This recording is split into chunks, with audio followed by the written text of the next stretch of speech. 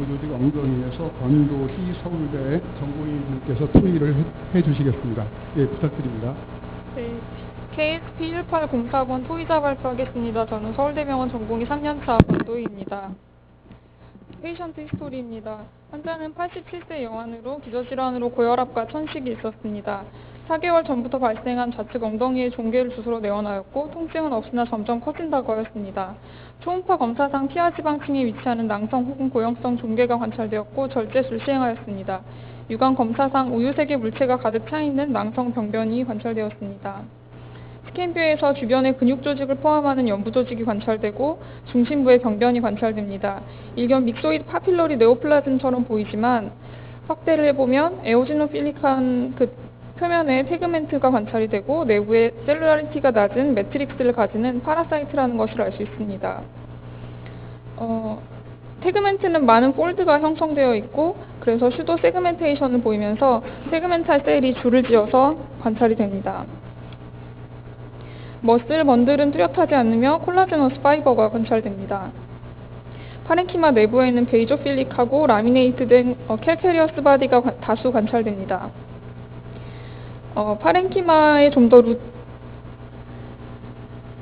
파렌키마가 좀 더 루즈하게 보이는 부분도 관찰이 됩니다. 태그멘트의 표면에는 마이크로빌라이가 브러쉬처럼 관찰됩니다. 병변의 한쪽 부분에는 좀 더 딜라테이션 보이는 부분이 있지만 어떤 분명한 구조를 보여주지는 않고 탄젠셜 커팅이라든지를 생각해 보았습니다. 그리고 셀룰라리티가 높은 부분은 이 충체의 스콜렉스나 넥 쪽으로 가는 쪽이 아닐까라고 생각했지만 로스텔럼 등의 구조는 관찰되지 않았습니다. 좀 더 부스러진 듯이 보이는 부분이 관찰되고 이러한 디제너레이션과 연관해서 주변의 조직에는 그래뉼로마터스 리액션이 관찰됩니다. 파라사이틱 인페스테이션에서 충체가 인텍트할 때는 리액티브 인플라메이션이 좀 덜하다고 알려져 있습니다. 칼시피케이션이 된 부분도 관찰이 되었습니다. 주변 근층에 염증세포의 침윤이 관찰되며 에오지노필도 포함이 되어 있습니다. 이상의 현미경소견을 정리해보면 병변은 근층 내에 위치하는 파라시틱 인페스테이션으로 생각이 되고 주변에 그래뉼로마터스 인플라메이션이 형성이 되어 있습니다. 파라사이트는 시스트나 캡슐은 형성하지 않고 전체가 바디로 생각이 되고 표면에 마이크로빌라이가 있는 틱 태그멘트를 가지고 루즈한 콜라제너스 파렌키마 내에 캘케리어스 바디가 다수 관찰되었습니다. 이로부터 감별을 위해서 먼저 인간의 감염을 일으키는 기생충을 보면 세 가지로 나뉘어집니다. 흑충류는 이렇게 평평한 나뭇잎 모양의 에그가 티슈에 감염을 일으키기 때문에 형태상으로 배제를 하였고 다음 선충류는 이렇게 둥근 채광을 가지면서 내부에 소화기가 많이 보여야 되기 때문에 형태가 맞지 않아서 배제하였습니다. 그래서 세스토드, 테이프웜이라 불리는 조충류 중에서 감별을 해야 합니다. 세스토드는 납작하고 스콜렉스라고 불리는 헤드를 가지고 세그멘테이션이 되어 있는 형태이며 채광이 없고 소화기가 없습니다. 그리고 표면에 마이크로빌라이가 특수한 마이크로빌라이가 전체적으로 관찰이 되는 공통적 특징이 있습니다. 이들 중에서 인체의 감염을 일으키는 것은 의엽 조충목과 원엽 조충목입니다. 그 중에서 의엽 조충목 중에서 광절 12조충은 이렇게 긴 승체를 가지고 소장해서 체내에 에그를 가지는 것이 보여야 되기 때문에 본 케이스와 다르고 원엽 조충목 중에서 에키모코코시스는 렁이나 리버 등에서 이처럼 시스트를 형성하기 때문에 본 케이스와 달랐습니다. 그리고 메소조충은 장내에서 이러한 긴 승체 내에 에그가 다수 관찰되기 때문에 본 케이스와 달랐습니다. 그래서 소프티슈의 감염을 일으키는 것은 스피로메트라에 의한 스파르가노시스와 테니아 솔리움에 의한 시스티 설코시스가 있습니다. 스피로메트라 속에 의한 생활사 중에서 플레로설코이드를 스파르가눔이라고 부릅니다. 이 플레로설코이드는 흰색 또는 황색의 리본 모양이며 근육질 유충인데 뱀이나 개구리의 생식, 물벼룩에 오염된 음료수 섭취를 통해서 감염이 됩니다. 인체 감염은 중국, 일본, 동남아시아 등에서 보고가 되어 있고 초기에는 통증이 없는 이물감, 가려움증 전도를 출발하는 피하 종물로 나타납니다. 주로 복강이나 유로제니탈 organ에 호발하고 소프티슈에서는 업도미널 워, 로어 익스트리미티, 여성에서는 브레스트에서 많이 보고가 되고 있습니다. 이처럼 승체가 그 주변의 시스트 등을 형성하지 않고 티슈에 닿아 있으면서 내부에 칼카리어스 바디가 다수 관찰됩니다. 다음으로 시스티 설코시스를 보면 이는 테니아 솔리움의 생활사 중에서 메타세스토드가 조직으로 침투하여서 시스티 설커스를 이룬 것을 말합니다. 이는 날것이나 덜 익힌 돼지고기를 섭취하였을 때 감염되고 1에서 3cm의 결절을 형성합니다. 낭액이 가득 찬 낭의 한쪽에 두절과 경부가 말려 들어간 형태를 취하면서 브레인에 호발하고 소프티슈에서는 체스트 월이나 암 사이 등에서 발생이 됩니다. 이렇게 낭 내에 스파이럴 커넬 형태의 스폴렉스가 한쪽에 붙어있는 것이 관찰이 됩니다. 이 두 종류의 인펙션과 본 케이스의 특징들을 비교를 해보면 세스토드에서 공유한 특징들 중에서는 머슬 번들이 뚜렷이 보이지 않는다는 점이 조금 달랐지만 내부에 칼카리어스 바디가 다소 관찰된다는 점은 스파르가눔에 좀 더 부합하는 점이었습니다. 그리고 스몰 노듈로 관찰된 점은 시스티 설코시스와 비슷했지만 시스트를 형성하지 않고 내부가 전체 충체의 바디이면서 스파이럴 커넬이 관찰되지 않는다는 점에서 스파르가노시스에 합당하였습니다.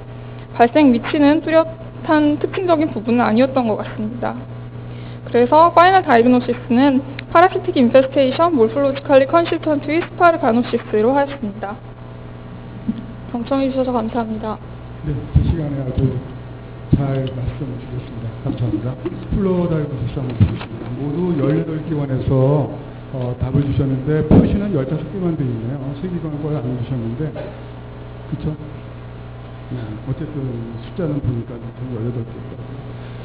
대부분이 시스티셀키시스고 그 다음에 스파르가노시스가 5기관이 있었고 결국 뭐 돼지냐 뱀이냐의 싸움인 것 같은데 아마 그 제출 기관이 어딘지는 저는 모르겠는데요. 제출 기관에서 한번 답변을 들어보도록 하겠습니다.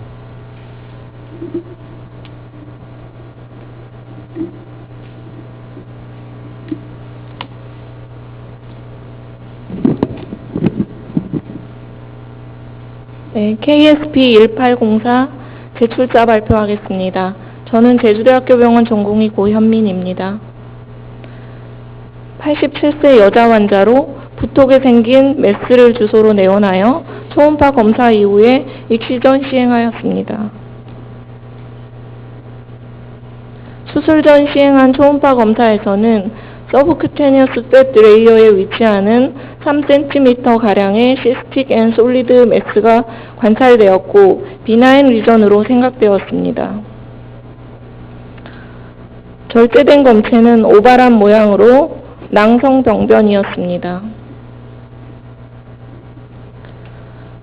이 검체의 절단면을 보시면 두터운 슈도파이브러스 캡슐이 있고 그 내부에 밀키 화이티쉬 머티리얼이 가득 차 있었습니다.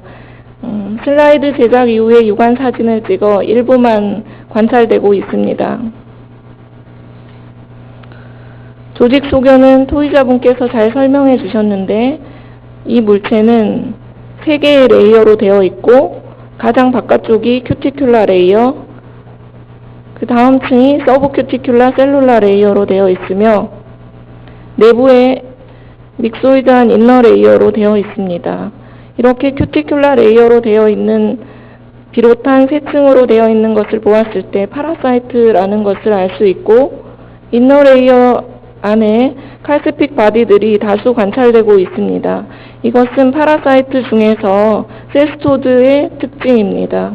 그래서 세스토드라는 것을 알 수 있고 세스토드의 성충이라면은 대개는 이제 분절을 가지고 있어야 하는데 분절이 없기 때문에 라발 스테이지라는 것을 알 수 있습니다.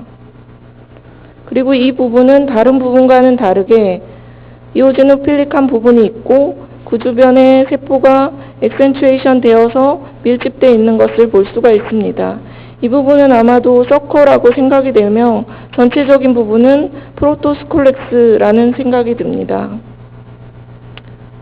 스킨이나 서브큐테니스 티슈의 파라사이틱 인펙션은 대부분의 파라사이틱 그룹에서 가능하지만 라발 스테이지의 서브큐테니어스 리전을 만드는 것은 세스토드입니다. 대표적인 것으로는 에키노코칼시스트, 스파르가노시스, 시스티설코시스가 있습니다. 에키노코칼시스트는 3개의 층으로 되어는 있지만 가운데 층이 라미네이티드 하이알렌 에이셀룰라 레이어로 되어 있어 우리 케이스와는 다르기 때문에 배제할 수 있습니다. 스파르가노시스는 우리 케이스와 마찬가지로 비슷한 모양의 세층을 가지고는 있지만 프로토스콜렉스가 없다는 점에서 우리 케이스와 달라 가능성이 낮다고 생각됩니다. 그리고 스파르가노시스에서 프로토스콜렉스가 없다는 점이 시스티설코시스와 스파르가노시스를 감별할 수 있는 키포인트가 되겠습니다. 시스티설코시스는 우리 케이스와 마찬가지로 인바지네이티드 프로토스콜렉스가 있고 관찰할 수 있다면 4개의 서커와 2개의 후클리스 가지고 있습니다. 그리고 우리 케이스와 마찬가지로 큐티클층을 포함한 3개의 층으로 되어 있습니다. KSP1804는 시스티설코시스와 프로토스콜렉스가 있다는 점, 그리고 큐티클층을 포함한 3개의 층으로 되어 있다는 점에 있어서 형태학적으로 아주 유사하다고 생각하여 파라사이트 인페스테이션 몰폴로지칼리 시스티설코시스로 진단하였습니다. 시스티설코시스는 테니아 솔리움의 라발 인페스테이션으로 테니아시스가 있는 환자에서 배설된 축란을 섭취하였을 때나 또는 이 축란을 섭취한 돼지가 포크라인 시스티설코시스에 걸린 이후에 이 돼지고기를 잘 익히지 않거나 날것으로 먹었을 때 걸릴 수 있습니다. 사람의 소화기관 내로 들어온 라바는 소화기관 벽을 뚫고서 체내 어느 곳이든 갈 수 있지만 대개는 브레인이나 아이, 스켈탈 머슬, 서브큐테니어스 티슈에서 발견이 됩니다. 제주도는 전통적인 돼지를 사육하는 방식이라든지 돼지고기를 날것으로 섭취하는 풍습이 있어서 다른 지역보다 시스티설코시스의 유병률이 높을 것으로 생각됩니다. 최근에는 돼지를 사육하는 방식이 많이 개선되어서 질 좋은 흑돼지가 생산되고 있습니다. 그렇지만 돼지고기를 드실 때는 잘 익혀서 드시기 바랍니다. 감사합니다. 네, 대단히 감사합니다. 정말 제주도에서 이렇게 또 내주셔서 아마 처음이죠. 학회에서 이렇게 제출해 주시는 게 너무 감사드립니다. 다시 한번 좀 큰 박수 보내드리고요. 네, 저희의 그 숙생을 위해서 이렇게 또 굉장히 중요한 보건에 관련된 얘기도 해주셨고 마지막에 유채꽃이죠. 네, 갑자기 여러 가지로 마음이 더 이렇게 편해지네요. 이 돼지고기 말씀 주셨지만 이게 눈으로도 보이고 잘 검사하면 사실 잘 될 텐데 제주도에서는 그런 거 다 인스펙션 하나요? 돼지고기 이렇게 출하할 때. 네, 상품으로 할 때는 다 될 것 같고요. 되게 이제 결혼식이나 이럴 때는 아직도 시골에서는 돼지 잡는 날이 따로 있어서 돼지를 먼저 잡고 그 다음날 가문잔치를 하고 그 3일째 결혼식을 하는 그런 풍습이 있어서 잔치 같은 게 있을 때는 집에서 키운 돼지를 아직도 잡기 때문에 이런 게 있을 것 같습니다. 네네. 아마 그렇게 해서 87세 할머니께서 걸리셨나 봐요. 어제 사람은 엉덩이 피하에 걸렸고 원래 돼지고기에는 근육에 있죠. 네네. 네, 그런 게 좀 차이점인 것 같은데 혹시 노된 선생님 질문, 코멘트 부탁드립니다.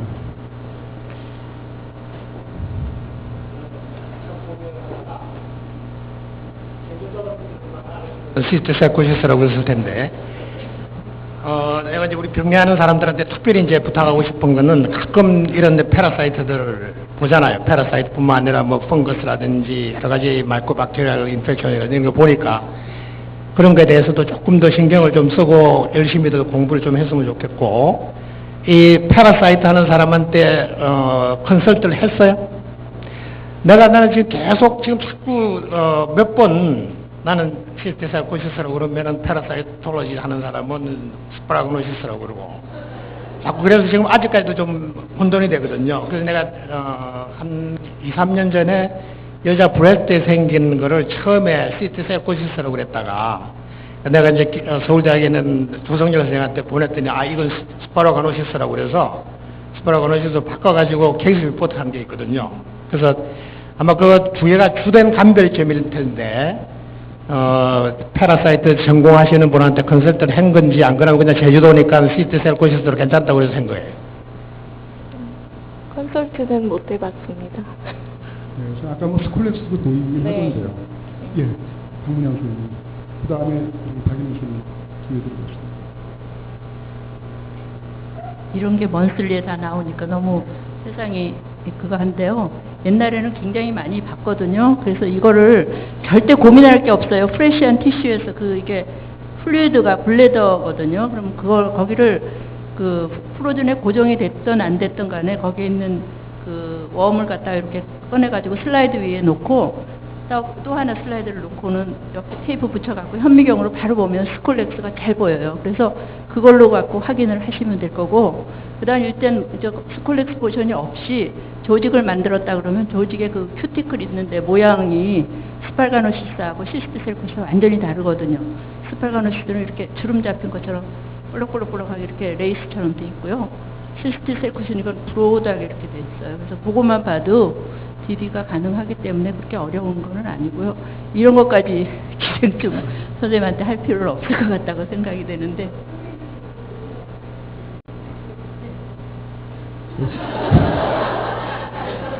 아니, 저는 실은 스파르가노시스 쪽을 생각했던 사람이기 때문에 저도 전공 시절부터 시작해서 굉장히 여러 단계 스테이지에 있는 기생충들을 봤습니다. 뭐 칼시피케이션 된 거, 안 된 거부터 시작해. 이건 굉장히 프레시한, 그래도 잘 된 상태고요. 저도 이렇게 하면은 제가 뭐라고 생각하지만 그래도 저는 기생충 교실에 한번 보내서 그쪽의 의견을 듣는 편입니다. 그래서 저도 그거를 한번 물어보고 싶었고, 선생님 생각대로. 저는 왜 스파르가노시스라고 생각했냐면, 저는 서커 포션은 지금 완전하게 돼가 있지 않기 때문에 그걸 보고 하지는 않았고, 저는 큐티클이 저는 나름대로는 주름이 있거다 생각했고, 작은 머슬 번들 같은 게 있고, 작은 그 칼코스텔이라고 할까요? 작은 가 있어가지고 저는 스파르가노시스를 더 페이버한다고 생각하고 왔습니다. 그래서 기생충에 한번 콘솔트를 드려봤으면 좋겠다 이렇게 생각합니다. 그래서 입을 보셨으니까 이제는 마음 바꾸셔도 되겠죠. 예, 흡판도 있고. 예. 아마 보내온 조직에는 그게 없어서 저희가 좀 까다로웠는데, 한국에서 오래 하신 박문양 선생님께서 경험이 많으셔서 저희가 그 의견에 쫓아가도록 하겠습니다. 예, 다시 한번 감사드립니다. 두 번째 케이스는 서울시 청주남자 강 성동진 경동님께서 발표 주시겠습니다. 전북의대. 이번에 다 지방에서 멀리 오셔서 굉장히 고생 많으셨겠네요. 네, 부탁드립니다. 네, 1805번 케이스 발표하도록 하겠습니다. 네, 33세 남자 환자입니다. 3개월 전부터 인터미디엇한 에피게스트릭 페인으로 병원에 내원해서 초음파 단층 촬영을 한 결과 간 양여부 피막하 여러 개의 고형성 종괴가 있었고 크기는 5.5cm 정도 되었습니다. 혈액 검사상 AST, ALT, GGT 같은 리버 펑션 테스트는 노멀 레인지였으며 동양 표지자인 AFP도 정상 범위 아니었습니다. 전체 슬라이드 스캔 소개입니다. 예, 간 실질 내에 이렇게 경계가 비교적 명확한 종괴가 있고 이러한 종괴는 이런 피막이 형성되지 않았습니다. 그리고 그 주변의 간 조직을 살펴보면 이런 포탈 에어리어 주변과 센트럴 베인 주변의 로빌라 에어리어에 심한 인플라메트리 셀의 침면은 관찰되지 않았고 파이브로시스도 없는 논 시로틱 리버 티슈였습니다. 그런데 리버 티슈와 그 튜머의 센터 포션까지 일직선의 이런 구조물들을 확대한 슬라이드 소개입니다. 이런 센터 포션을 보면은 이런 파이브로틱한 에어리어가 많이 관찰되며 셀의 밀도는 낮습니다. 그리고 그 페리페럴 포션으로 가면은 이런 파이브로틱한 에어리어는 거의 보이지 않고 대부분 이렇게 셀룰라한 컴포넌트로 이루어져 있습니다. 이런 페리페럴 포션을 살펴보면은 이런 확장된 사이너소이드한 스트럭처로 이런 그 여러 개의 세포들이 폴리포이드한 프로젝션으로 이런 사이너스 내부로 이렇게 돌출된 양상으로 자라나는 그 소견을 확인할 수가 있겠습니다. 그리고 이 특징적으로 여기 자라나는 튜머 컴포넌트 안에 이렇게 그 트라베큘라와 사이너소이드를 갖는 이런 노멀 헤파틱 스트럭처를 같이 확인할 수가 있었습니다. 이러한 정상적인 그 헤파틱 스트럭처 중에서 이러한 바일더트 스트럭처도 주변의 그 튜머 컴포넌트와 같이 확인할 수가 있었습니다. 이러한 페리페럴 포션에서는 이렇게 디제너레이션 된 바스큘러 스트럭처로 여겨지는 구조물들이 있었습니다. 이러한 혈관벽 내부의 내광에서는 주변의 그 조직과 같은 에이티픽한 셀들이 유사한 양식으로 내광을 채우고 있었습니다. 이런 이제 그 튜머 컴포넌트를 더 확대를 해보면은 이런 셀들은 이게 그 핵은 이게 라운드 쉐입이며 그리고 사이토플라즘은 풍부한 에피슬로이드 셀이었습니다. 그리고 그 뉴클리어스의 그 사이즈와 쉐이프가 약간 어느 정도 베리에이션이 있는 에이티피아가 쉽게 관찰이 되었으며 마이토시스는 거의 관찰되지 않았습니다. 다음은 그 파이브로틱한 센터 에어리어를 확대한 소개입니다. 이렇게 하이얼러나이즈된 파이브로틱한 티슈가 있고 셀룰라 컴포넌트는 클러스터를 이루지 않고 거의 이렇게 퍼져 있는 양상으로 밀도가 낮습니다. 그리고 일부 센터 포션에서는 이렇게 뉴클리어스의 아웃라인, 셀의 아웃라인은 유지되지만 뉴클리어스는 보이지 않는 이런 이스케믹 네크로시스 소견도 관찰되었습니다. 그리고 페리페럴 포션에서 보았던 이런 디제네레이션된 바스큘라 스트럭처로 여겨지는 구조물들이 이렇게 관찰되었고 이러한 바스큘라 스트럭처 내부에서는 주변의 조직과 같은 파이브리틱하고 하이포셀러한 소견으로 채워져 있었습니다. 이러한 센터 포션에 있는 셀룰라 컴포넌트를 확대를 해보면은 이렇게 그 뉴클리어스가 있는데 이런 사이토플라즘 내에 이런 베큐얼이 관찰되어서 시그널 링셀 피처처럼 보입니다. 그리고 이러한 인트라 사이토플라즈믹 베큐얼 내에 에리스로사이트도 일부 관찰되었습니다. 그래서 이런 이제 전체 슬라이드 스캔에서 이쪽 부위를 살펴보면 이러한 이제 그 내광으로 돌출되는 듯한 구조물이 보여서 확대를 해본 결과 이러한 바스큘라 그 내광 내의 엔도셀리움에 이렇게 채워지고 있는 놓여져 있는 튜머셀 포커스를 확인할 수가 있었습니다. 다시 더 확대를 해보면은 그 이제까지 살펴봤던 에피셀로이드한 에이티피컬 셀이 이렇게 그 바스큘라 스트럭처의 엔도셀리움을 채우고 있고 셀 클러스터들은 혈관 내광으로 이게 폴리포이드하게 프로젝션 되고 있습니다. 그래서 이제까지 살펴봤던 히스토로직 파인딩을 종합을 해보면은 튜머의 페리페럴 포션에서는 셀 밀도가 높고 폴리포이드한 프로젝션이 사이너소이달 프롤리퍼레이션을 하고 있었습니다.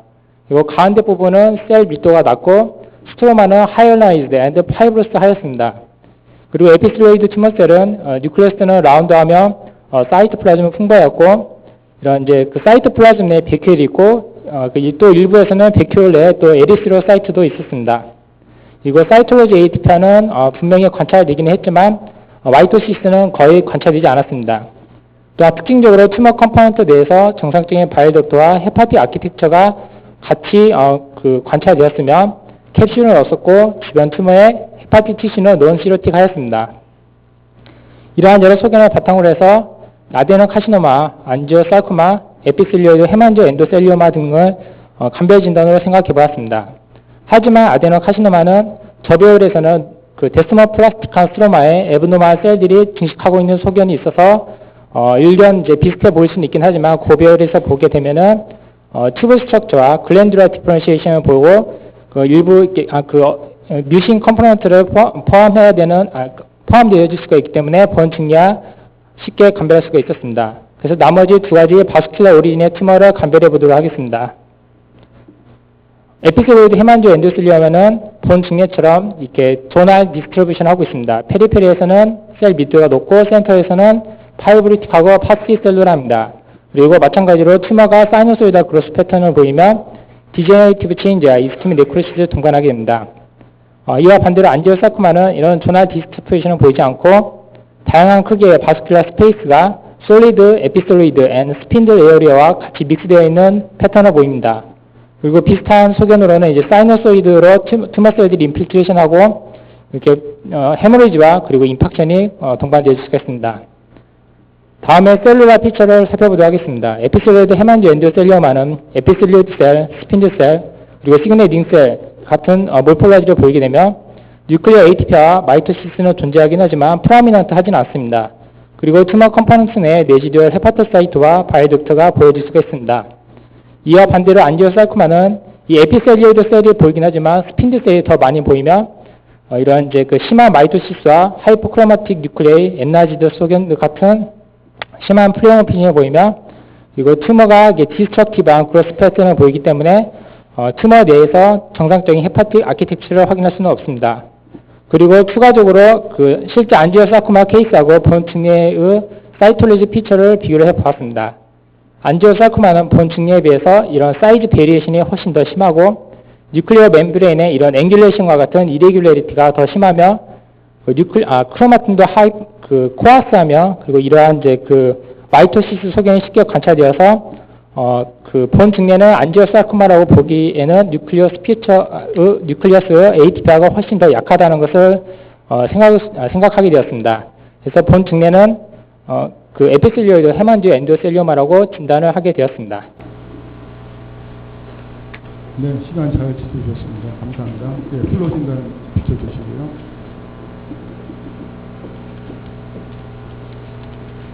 네, 한 기관을 제외하고서는 뭐 같은 동일한 진단 주셨습니다.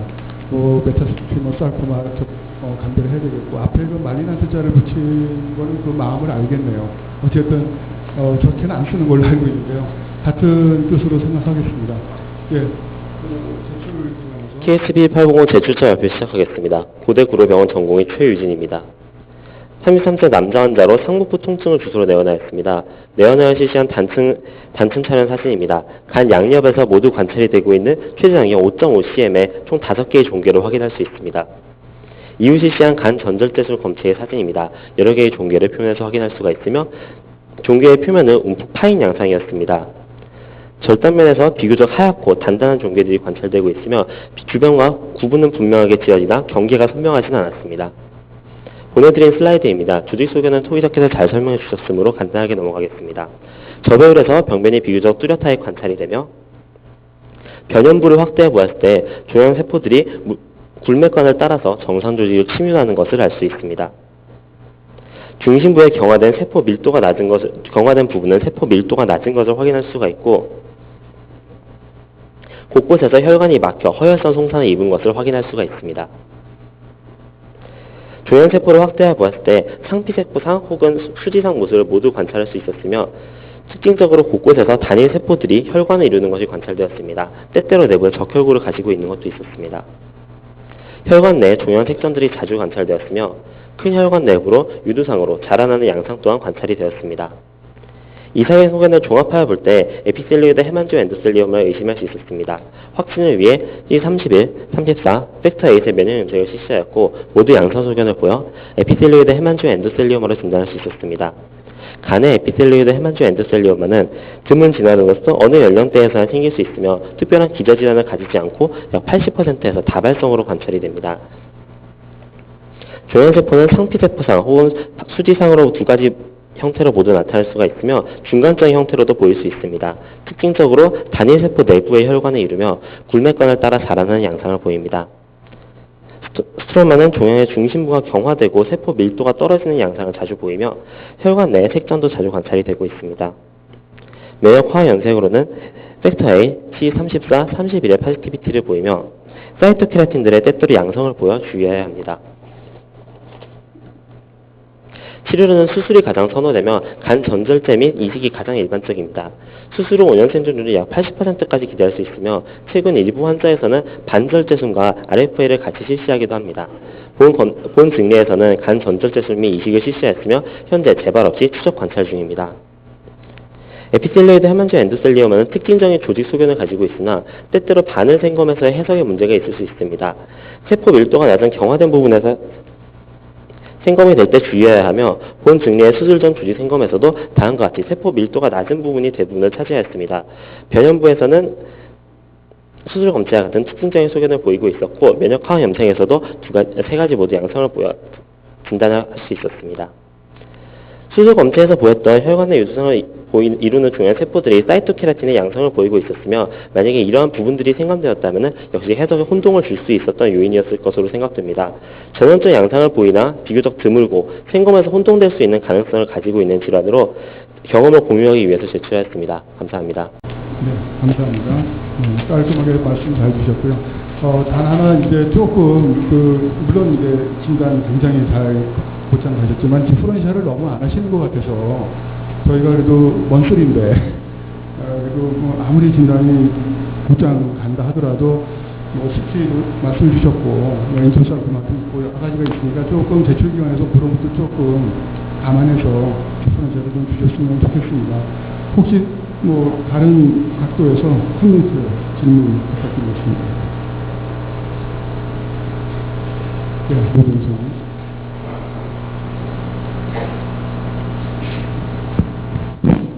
여기 몇 가지 중요한 점에 대해서 내가 좀 코멘트를 좀 할게있습니다. 첫째 뭔가 하면은 이렇게 예를 들어서 카시노마를 의심을 해가지고 여러분 사이토케라틴만 딱 하면은 이 사이토케라틴의 스테인이 돼요. 에피텔리오이드 한 히만저 블라드 베슬 튜머, 히만저 엔도텔리오마든 엔지오사르코마든 에피텔리오이드 피처를 보이면 사이토케라틴이 꽤 높은 퍼센테이지로 스테인이 돼요. 그럴 때는 여러분들 같이 이제 베스큘라 마크를 하지 않고 그냥 이게 카시노마니까 사이토케라틴 파지티브니까 그냥 카시노마 진단하면 큰일 나요. 그러니까 이때는 사이토케라틴이 스테인이 되더라도 여러분들이 expect 하는 만큼 스테인이 되진 않아요.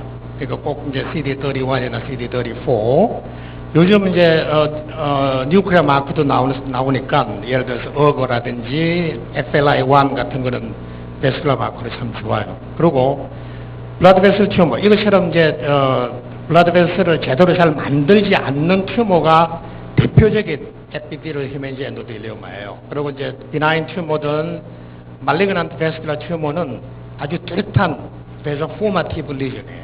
그런데 리전을 잘 만들지 않고 인디비dual 셀들 되어 있으면서 인트라사이토플라즈믹 베큐얼에 레드 블라드 셀을 갖고 있으면 뭐 틀림없이 에피디로드 히만지 엔도텔리오마고, 그리고 아까 지금 이 케이스처럼 조널 디스트리뷰션 하는 게 굉장히 중요해요. 페리페리 쪽은 좀 셀룰라하고 안으로 들어가는 것 같으면 굉장히 좀 믹소이드 하면서 셀룰라 쪽은 떨어지는 것도 굉장히 중요하고 멀티포칼리티라든지 이런 것들이 다 이제 중요하니까 여러분 특히 이제 리버에 이게 좀 보통 우리가 보는 거하고 좀 다르다고 그러는 것 같으면 항상 에피디로드 히만지 엔도텔리오마하고 엔지오마이오라이포마를 여러분 생각을 해야 진단을 할 수가 있어요. 그래서 생각 안 하면 전혀 진단이 불가능한 튜머들이니까 좀 염두에 두고 잘 생각하시면 될 거예요.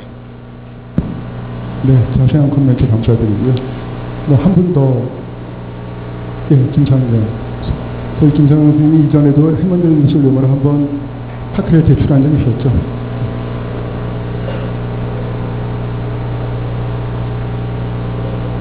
입니다.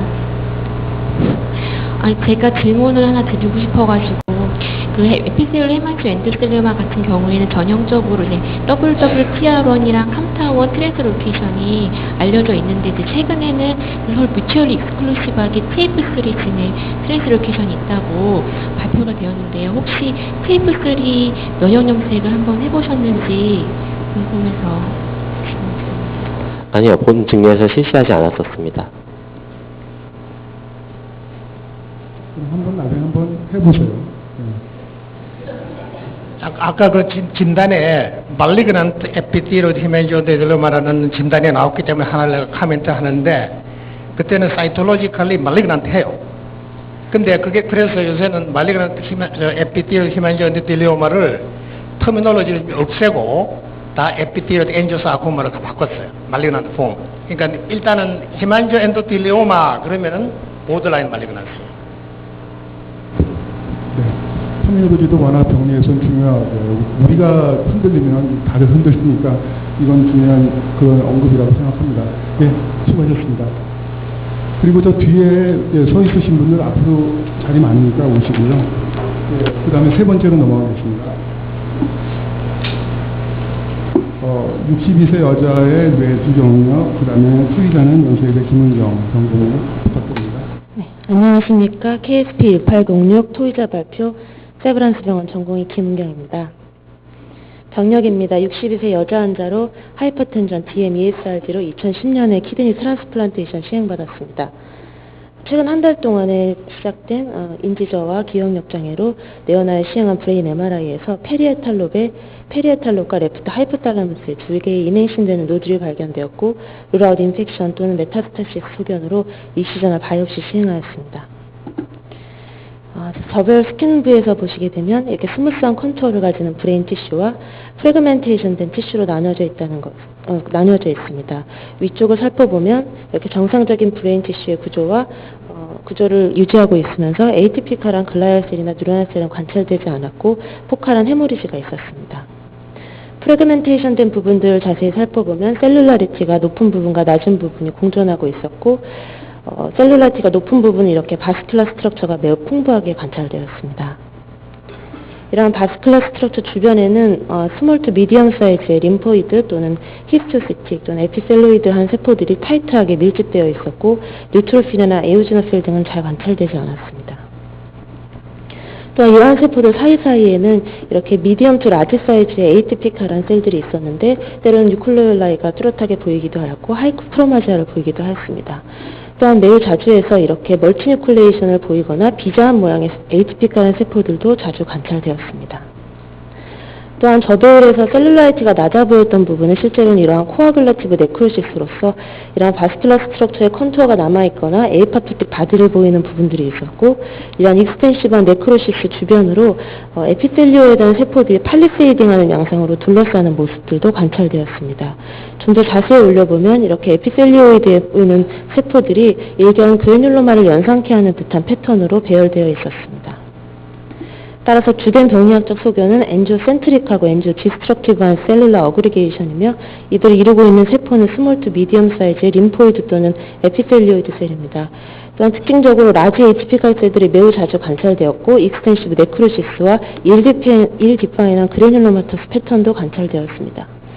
이 환자의 경우에는 브레인에 2개의 노들이 있으면서 이뮤 데피션시 스테이터스라는 것을 알 수 있었고 이것을 고려할 때 가장 먼저는 프라이머리 브레인 투머를 감별해야 된다고 보았는데 업노멀한 글리알 셀이나 뉴런들이 관찰되지 않았기 때문에 가장 먼저 배제하였고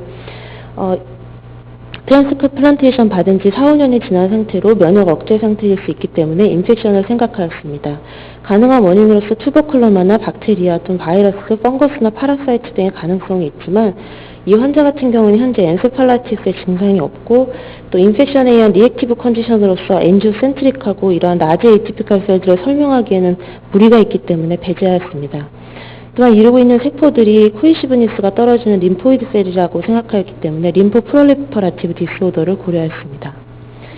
CNS 림포마는 프라이머리 CNS 림포마와 이러한 환자에서 보이는 포스트 트랜스플란트 림포 프롤리퍼라티브 디스오더 즉 PTLD로 나뉠 수 있는데 두 질환 모두 어그레시브한 라지셀 림포마로서 대부분 B셀 피노타입으로 알려져 있습니다.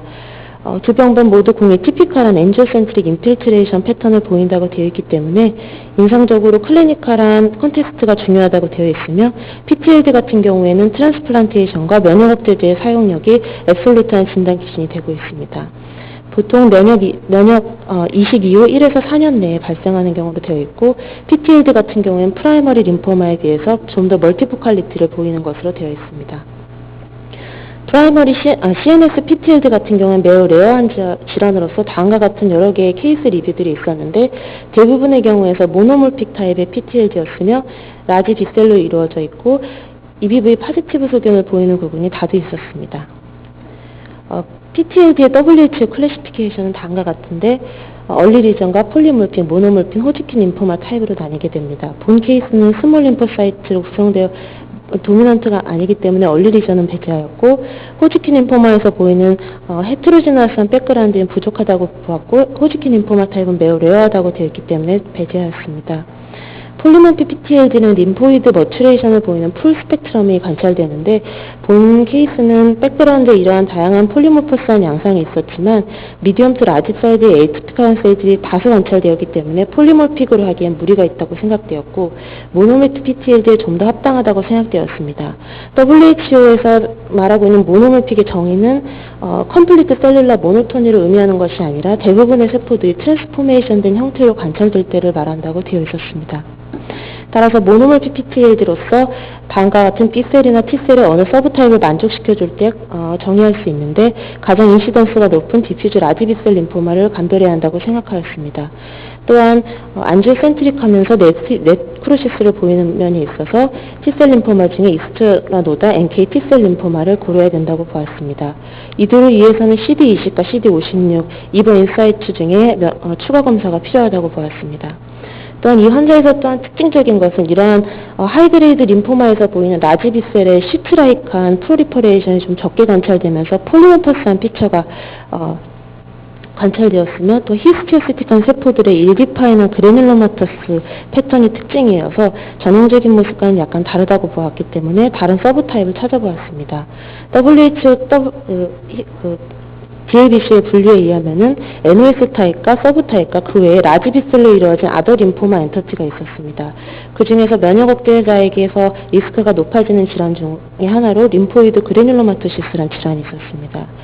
이 질환은 엔지오센트릭, 디스트럭티브한 패턴으로 증식하는 질환으로서 백그라운드에 리액티브한 T셀이 자라고 있고 그 사이로 EBV 파지티브, CD20 파지티브 라지 B셀이 에이티피컬한 B셀이 증식하는 질환입니다.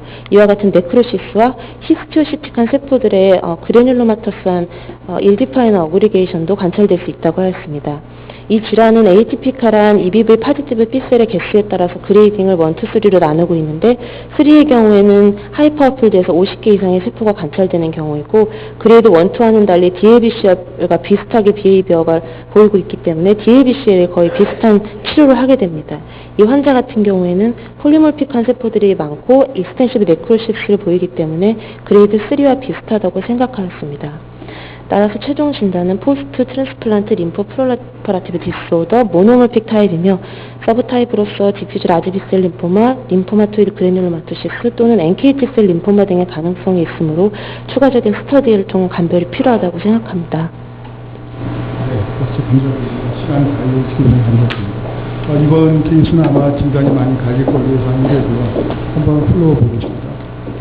네, 한번 자세히 보면 어쨌든 앞서 쓰겠습니다. PTL도 보신 분들이 대부분인 것 같고 림포마, 그 다음에 루펜세팔로패시, 아스트로사이토마까지 이제 프라이머리 브레인 튜머도 물론 들어가 있고 펑거스, 인펙션 아주 다양하게 나와 있습니다. 그러니까 림포마를 안 보신 분들도 계시고요.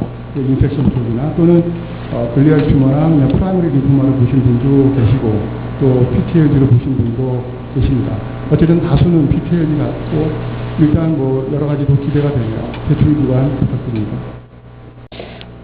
KSP1806 제주소 발표 시작하겠습니다. 서울대병원 전공의 김세희입니다.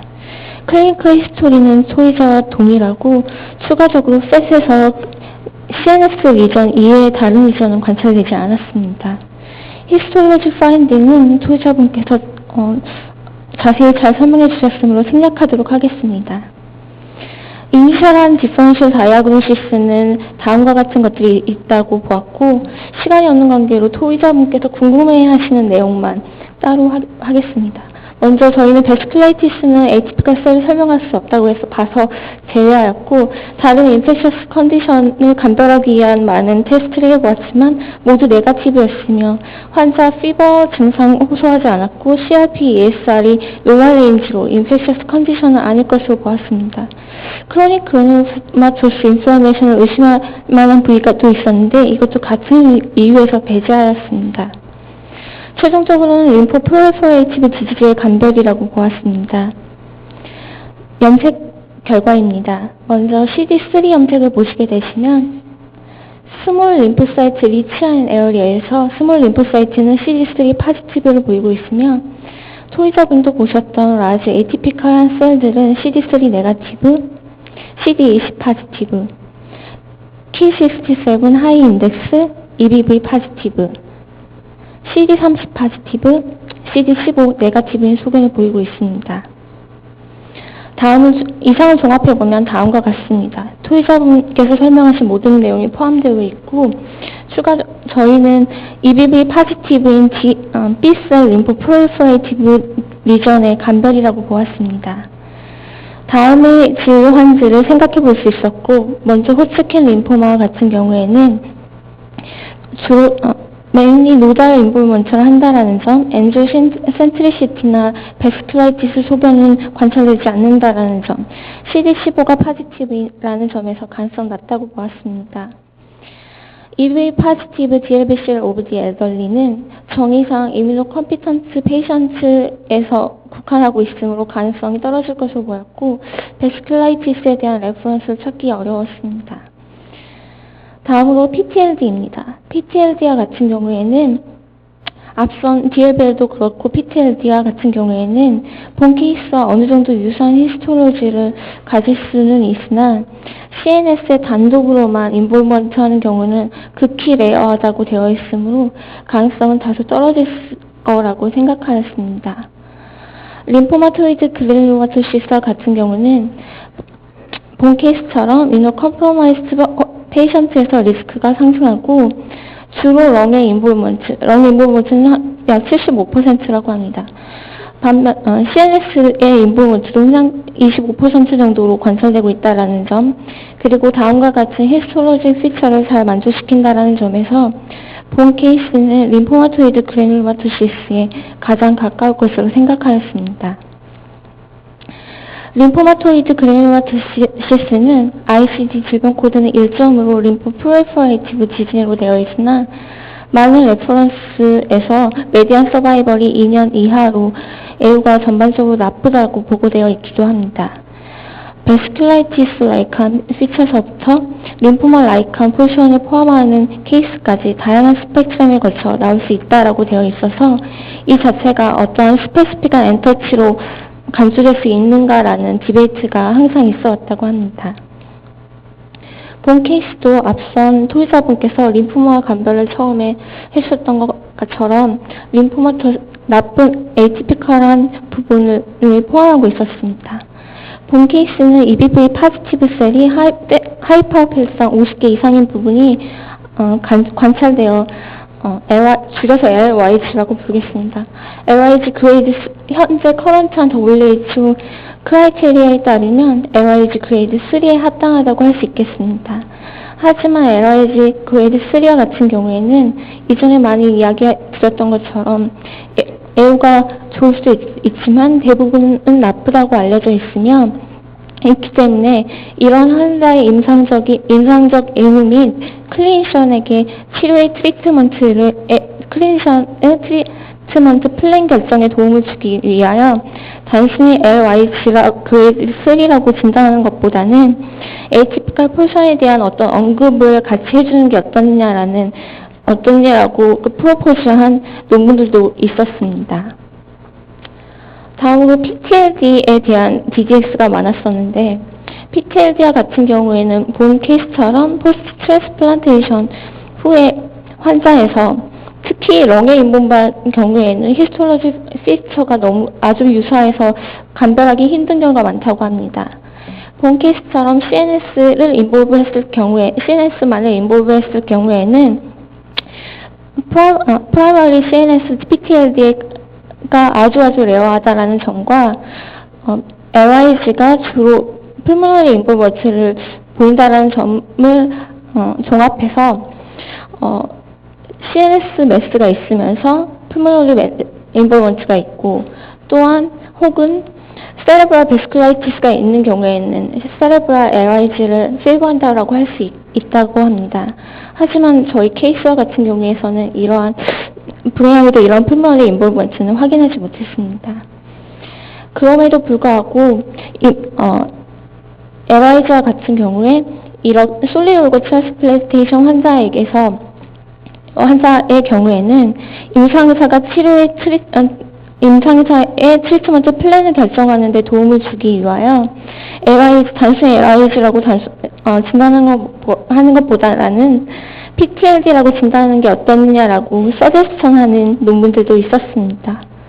최종적으로 저희 진단은 조금 복잡한데 히스톨로직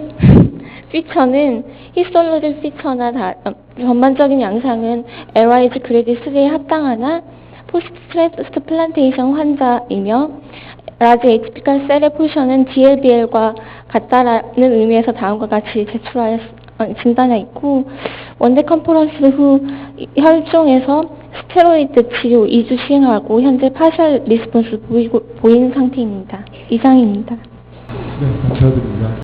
현재 상태에서는 들어보니까 굉장히 최상의 어떤 이 진단을 다 이렇게 모아서 메시지를 좀 전달해 주는 것 같은데 워낙 이 텀 자체가 결국은 그러니까 인플라메이션부터 림포마까지 다 포함한 거다 보니까 네. 이렇게 지금 막 복잡해지고 있는 거죠. 네. 옛날에 공부했던 그 옛날 틈들이 다 이제 없어지고 이런 식으로 자꾸 변하는 걸 저도 지금 보면서 림포마 그룹의 기회를 좀 드려야 되겠구나 생각이 드네요. 오늘 아마 모임이셨던 걸로 알고 있는데 먼저 좀 나와주시죠. 누구라도. 공식 설명 여러 가지가 필요할 것 같은데요. 이 부분에 대해서 좀 시간을 좀 더 드리겠습니다. 헤마톨로지 아니래도 CNS 강신원 선생님.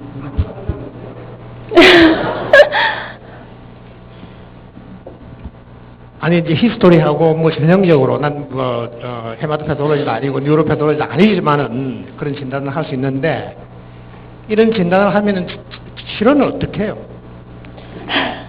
치료에 대해서 좀 이렇게 예를 들어 지금 포스트 트랜스플란트를 하고 있으니까 이뮤노스프레스 드라그를 같이 쓰고 있을 거라고. 그런 경우도 그것도 끊고 림포마 트리트먼트를 해야 되는 건지 어떻게 해야 되는지 좀 치료에 대해서 조금 아는 게 있어요. 우리 이게 병리하는 사람 치료에 대해서 무식하니까 좀 이야기를 좀 해주세요. 사실 그런 내용의 질문 들어올 것 같아서 찾아봤는데 정확하게 나와 있는 논문은 없었고요. 만약에 이게 정말 PTSD라고 생각하면 사실 스테로이드를 줄이는 게 사실 맞는 이야기인데 저희 혈종 원내 컴퍼스 거치고 치료하시는 양상을 보니까 오히려 스테로이드를 증량해서, 그러니까 스테로이드를 증량하는 것은 그 림포마토시스 그래놀로마토스의 가장 컨벤셔널 트리트먼트, 퍼스트 초이스 트리트먼트라고 되어 있더라고요. 그렇게 치료를 하고 나가는 걸로 봐서는 아마 좀 그때그때 케이스에 따라 좀 달라지지 않을까 싶습니다. 그래도 이비발에서 나오고 뭐 이런 게 거기다 대고서 또 계속 증가한다는 것이 이상하고 테이퍼링하는 것이 자세한가요? 아마 오토이뮨 엔자이티스 때문에 그런 얘기 나왔던 걸 알고 있는데 혹시 그 치료에 대해서라도 좋고요. 또 전윤경 선생님이나 윤선홍 선생님이나 헤마토로지 하시는 분들 제가 김철 선생님으로 고려해서 좀 나와주세요.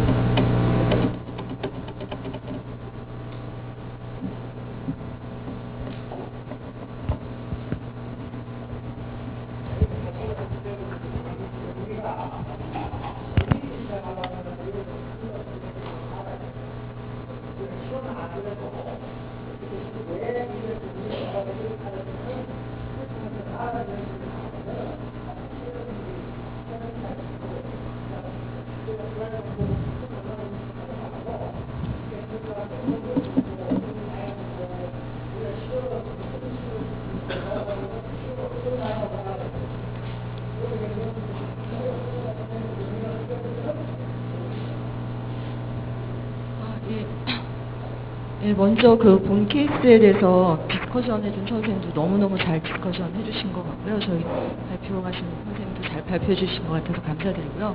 그래서 이 케이스는 하나지만 굉장히 여러 가지 측면에서 볼 수 있는 좀 교육적인 케이스인 것 같습니다. 그래서 기본적으로는 PTLD면서 폴리몰픽은 아니고 모노몰픽 PTLD면서 또 그 와중에 아주 드문 서브타입인 LYG의 형태를 보여주고 있으면서 LYG가 그레이드 1, 2, 3로 나눠져 있는데 이제 3의 형태를 보여주는 그런 케이스인 것 같고요.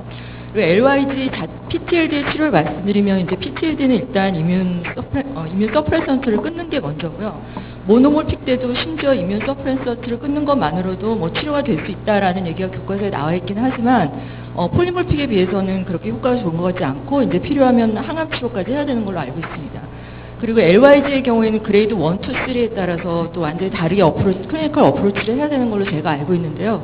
이 병이 워낙 드물고 굉장히 복잡한 질환이어서 아직 컨센서스가 있는지는 없는 것 같습니다. 뚜렷한 컨센서스가 없는 것 같지만 이게 그레이드 3, 어떤 저자들은 그레이드 2 이상만 되어도 이건 어그레시브하게 진행할 수 있기 때문에 DLBL처럼 생각을 하고 그렇게 뭐 항암 치료 같은 걸 시도할 수 있다라고 되어 있고 이 환자의 경우에는 이제 PTLD 세팅이기 때문에 아마 스테로이드를 쓴 거는 사실 스테로이드라는 게 DLBL의 트리트먼트 레지멘에도 프레드니졸론이 들어가 있거든요.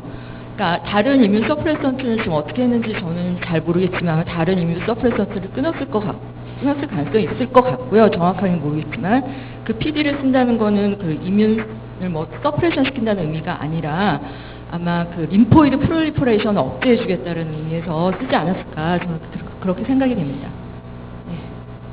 예우는 되게 어떻게 될까요? 이런 질문 하다가 환자는 어떻게 됩니까? 네? 환자의 예우는 보통 이런 경우. 환자의 예후요? LYG 그레이드 3는 일반적으로 예후가 안 좋은 질환으로 제가 알고 있습니다. 혹시 윤수롱 선생님도 뒤에 계시는데 입니다.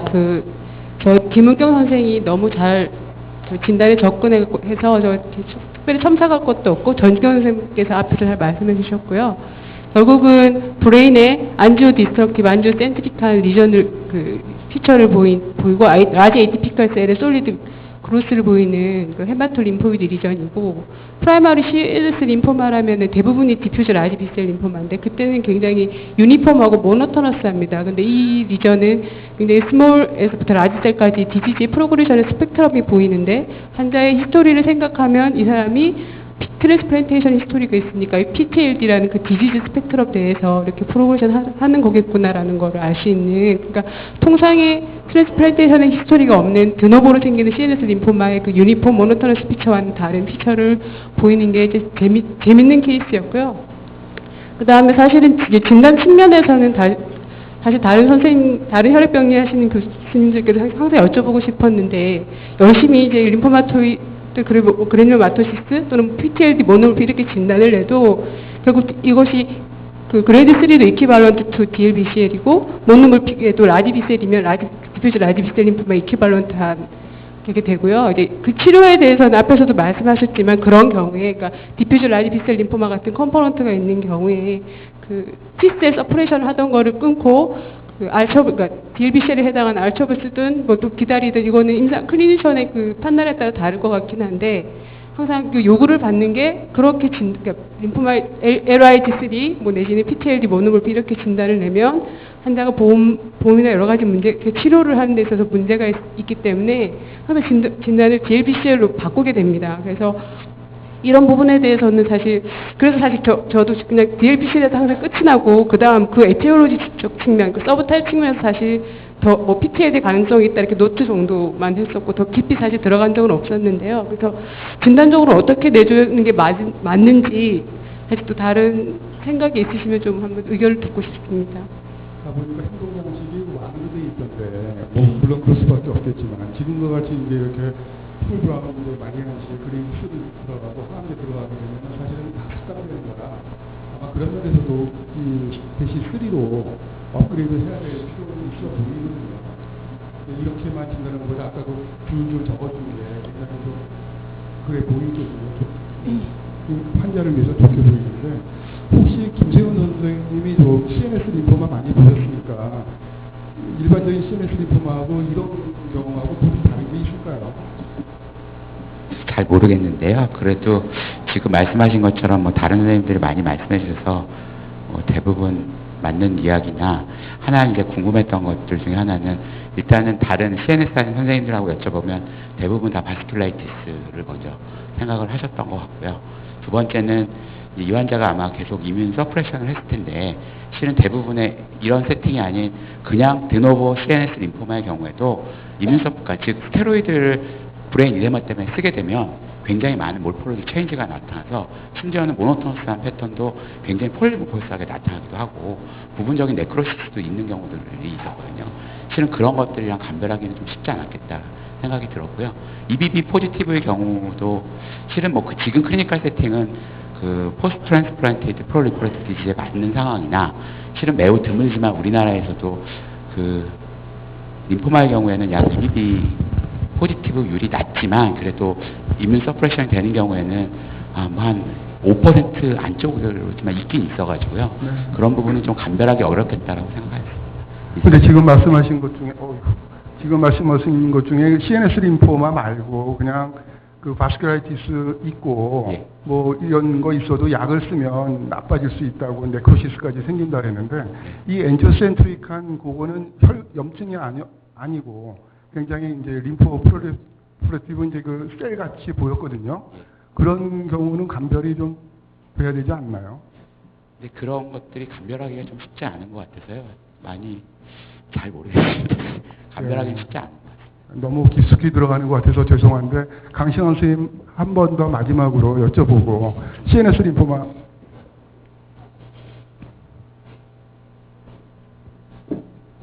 저는 뭐 할 말이 없습니다. 이게 저는 이건 리포마라고 생각도 안 했었는데, 예. 그래서 저는 사실 디지털 이미지를 별로 좋아하지 않습니다. 근데, 지금 디스커션 하고 있는 분들은 뉴로 패스 하는 사람보다 스마트 패스로지 하시는 디스커션에서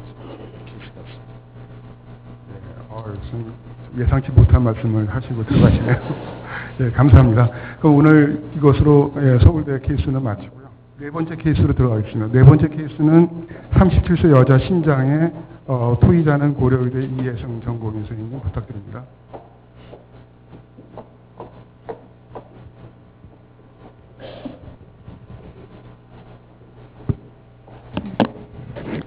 네, KSP 1807 토의자 발표 시작하겠습니다. 저는 고대구로병원 전공의 이혜승입니다. 페이션트 히스토리입니다. 특이 병력 없는 37살 여자 환자가 2달 전부터 시작된 오른쪽 옆구리 통증을 주로 내원하였습니다. 외부 병원에서 시행한 복부 CT에서는 2.2cm의 크기의 종괴가 오른쪽 신장의 하극에서 관찰되었습니다. 환자는 신장의 부분 절제술을 시행받았고, 그 단면 사진을 보시겠습니다. 스캔뷰에서 보면은 코텍스에서 익소픽틱하게 튀어나왔지만 레나 캡슐 안에 들어가 있는 경계가 좋은 튜머였고, 버라이어블한 셀룰라이트를 보이고 중앙에 thick한 월을 가진 뱃셀들이 있었습니다. 그리고 주변부에 상당한 인플라메이션도 좀 동반하고 있었습니다.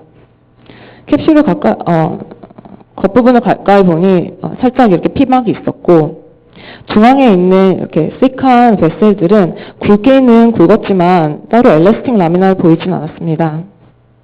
일단 변연부에 가도 이러한 혈관들이 보였는데, 이것은 변연부 근처에 있는 약간 톨처스한 뱃셀을 보여주고 있습니다.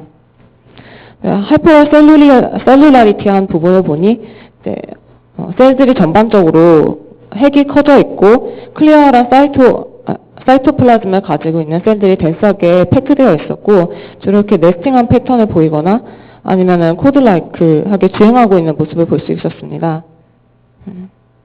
이런 셀들을 가까이서 보았을 때 핵의 상당량의 ATPR을 갖고 있었는데, 핵의 크기가 굉장히 크고 멤브레인이 조금 이레귤러하며 프로미넌트한 뉴클레올라이도 가지고 있고, 또 베큐레이션을 많이 보였습니다. 또 아까 말씀드린 것처럼 이제 클리어한 사이토플라즘을 가지고 있었고, 중간중간에 이제 시그널 릭셀처럼 생긴 이게 싱글 루멘을 가진 카필라리 같은 셀들도 보여 있었습니다. 또 좀 특이할 만한 점으로는 이게 중앙에 보시는 것처럼 사방에서 좀 핵을 누르고 있는 것 같은 라이포블라스트 라이크 셀들이 꽤나 많이 관찰되었다는 점이었고, 이외에도 멀티 뉴클레이션도 종종 이렇게 보였습니다. 또 셀이 없는 부분에서는 이렇게 콜라제너스 파이버들을 보였고, 이외에 스무스머스 컴포넌트나 그다음에 뉴로널 컴포넌트 등은 잘 볼 수가 없었습니다.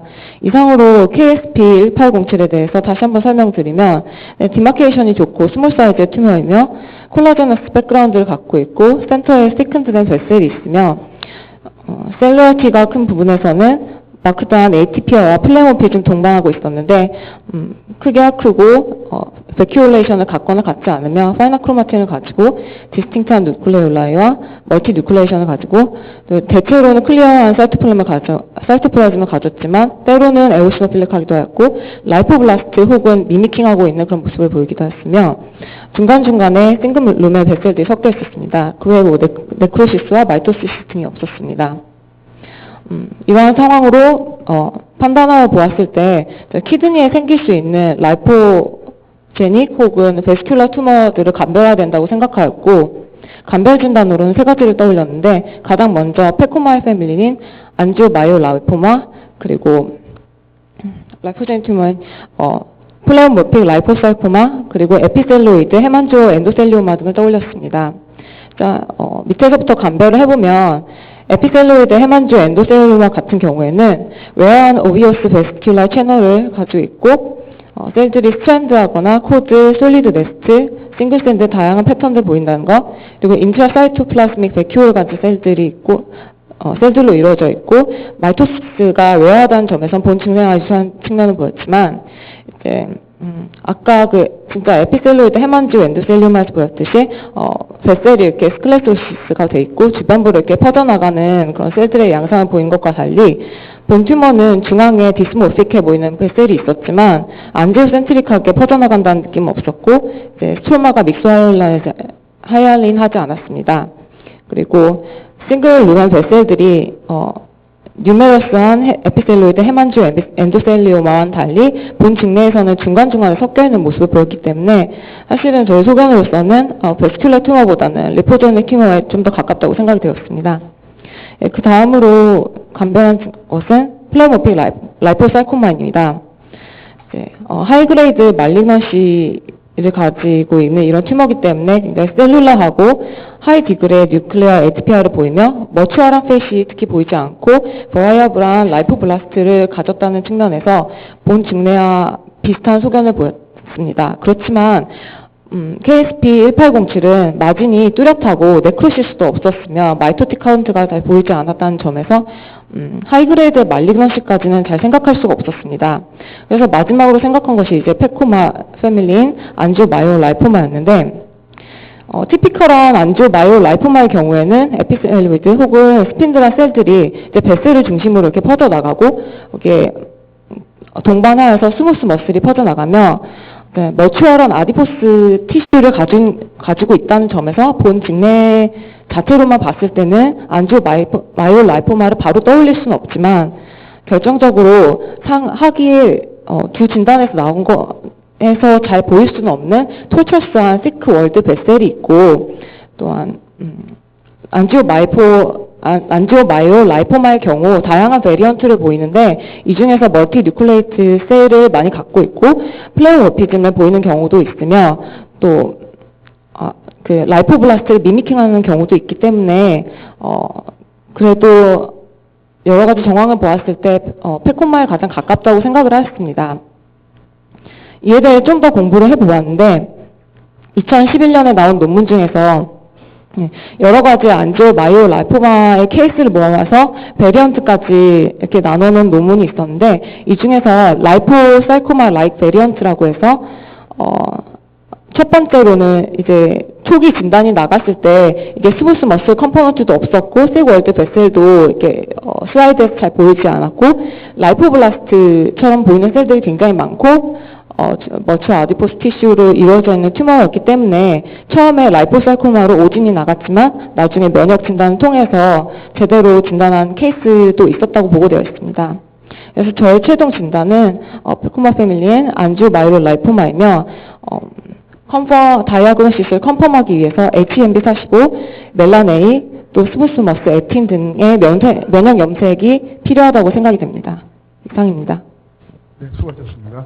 네, 훌로 진단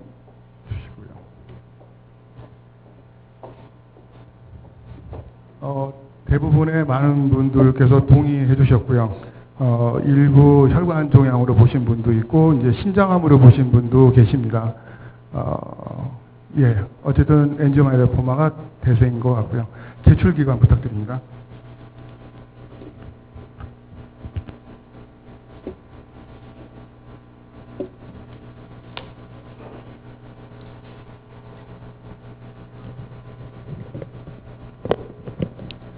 안녕하십니까. 제출자 발표 시작하겠습니다.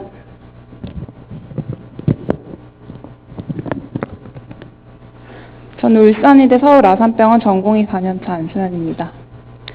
병력은 생략하도록 하겠습니다. 환자 수술 전 시행한 복부 CT에서 이렇게 오른쪽 신장 하극에 종괴가 관찰되고 있습니다. 환자는 신장 부분 절제술을 시행받았고 유관소경상 경과가 매우 좋은 둥근 종괴가 관찰이 되고 단면은 단단하고 파이브로틱한 모습입니다. 1대1 스캔부에서 특징적으로 이렇게 셀룰라이트가 낮은 부분과 셀룰라이트가 높은 부분으로 구성이 되어 있습니다. 셀룰라이트가 낮은 부분 먼저 보시면 덴스한 스클레라틱 백그라운드에 모발주 스핀들한 셀들이 스캐터되어 있고 구별해서 봤을 때 이러한 부분에서는 플레볼피즘도 관찰이 되고 있습니다. 또한 셀룰리티가 높았던 부분에서는 앞에 토의자분께서 잘 설명해 주셨듯이 이렇게 에이티피컬한 에피셀리오이드한 세포들로 구성이 되어 있습니다. 또한 병변에서 이렇게 일레귤러 루멘을 갖는 뜩 월드 베슬들이 빈번하게 관찰이 됩니다. 그래서 앞에서 말씀드린 이러한 세 가지 소견을 키 피처로 하여서 감별 진단을 생각해 보았고, 일단 에피셀리오드 엔지오 마요 라이포마를 생각해 보았는데 이 경우는 백그라운드가 스클레로틱한 부분이 언유저하였기 때문에 좀 진단에 어려움이 있었습니다. 또한 에피셀리오이드 컴포넌트를 고려했을 때 레날셀 칼시노마를 감별해야 된다고 생각하였고, 이러한 피처들이 레날셀 칼시노마의 서브타입에 잘 맞는 게 없기 때문에 다양한 피처를 볼 수 있는 트랜스로케이션 칼시노마와 언클래시파이드 레날셀 칼시노마의 가능성을 생각하였습니다. 또한 이러한 스클레로틱한 스트로마와 에피셀리오이드 컴포넌트를 같이 보일 수 있는 튜머로 에피셀리오이드 헤만지오 엔도셀리오마도 감별을 해야 한다고 생각했습니다. 그래서 면역을 시행하였고, 첫 번째로 바스큘러 마커인 CD31과 34를 시행한 결과를 보시면 모두 네거티비티를 보여주었기 때문에 에피셀리오이드 헤만지오 엔도셀리오마는 배제할 수 있습니다. 아래의 사진은 비교를 위해 첨부한 사진입니다. 판사이토케라틴과 TFE3 면역 염색에서도 네거티비티를 보였기 때문에 레날셀 카시노마를 배제하였습니다. 멜라노시팅 마커인 HMB45와 멜란-A 모두 퍼지티비티의 소견을 보였고, 또한 스무스먹스 렉틴 면역 염색에서도 퍼지티비티를 보여서 이는 엔지오마요 라이포마에 합당한 그런 소견이었습니다. 그래서 저희는 진단을 스클레라징 에피셀리오이드 엔지오 마요 라이포마로 내릴 수 있었고, 간략하게 리뷰를 해보겠습니다. 네. 이는 최근에 보고된 스클레라징 에피셀리오이드 엔지오 마요 라이포마 케이스들과 저희 케이스를 함께 정리한 표이고, 보시면 대부분 30대에서 60대 사이의 여자 환자들로 구성이 되어 있으며, 특징적으로 컨벤셔널한 엔지오마요 라이포마나 에피셀리오이드 엔지오마요 라이포마 모두 튜버러스 스클레로시스와 동반이 빈번하게 되는 데 비하여 이 케이스들은 모두 그러한 소견이 없었습니다. 히스토패솔로지 보시면은 앞에서 말씀드린 그런 소견들이 특징으로 기술되어 있었고, 특이한 점은 대부분의 케이스에서 펫 컴포넌트가 없거나 혹은 적다는 것이 특징으로 기술되어 있었다는 점입니다. 면역 패턴은 컨벤셔널한 엔지오 마요 라이포마와 같이 멜라노시틱 마커 그리고 머슬 마커에서 퍼지티비티를 보입니다. 아웃컴에 있어서는 이 표에서는 현재 팔로우업 데이터가 부족한데, 이전에 스클레러징 베리언트의 페코마 23개 케이스를 정리한 논문을 참고했을 때 두 개의 케이스를 제외하고는 모두 수술 후에 리커나 메타스테시스 소견이 없었습니다. 그래서 스클레러징 에피셀리오이드 엔지오 마요 라이포마는 매우 드문 디지즈로서 이 에피셀리오이드 엔지오 마요 라이포마가 이렇게 스클레러틱한 백그라운드를 보일 수 있다는 것을 인식하는 것만으로도 이 진단을 하는 데 있어서 도움이 될 것이라고 생각하여 그 경험을 공유하고자 제출하게 되었습니다. 감사합니다. 네, 감사합니다. 제출자의 마지막 코멘트에 적극 공감하고요. 예, 베리언트를 알아야 혼선을 피한다는 말씀. 그래서 이제 제출을 했고요. 굉장히 귀중한 케이스 보내주셔서 감사드리고요. 혹시 이 케이스 경험을 하셨다든지 또는 비슷한 또 다른 생각을 하고 계시면 코멘트 질문 주시기 바랍니다. 우선 울산대에서 낸 걸 보면 조영미 선생님이 생각이 나는데 혹시 오셨나요? 네.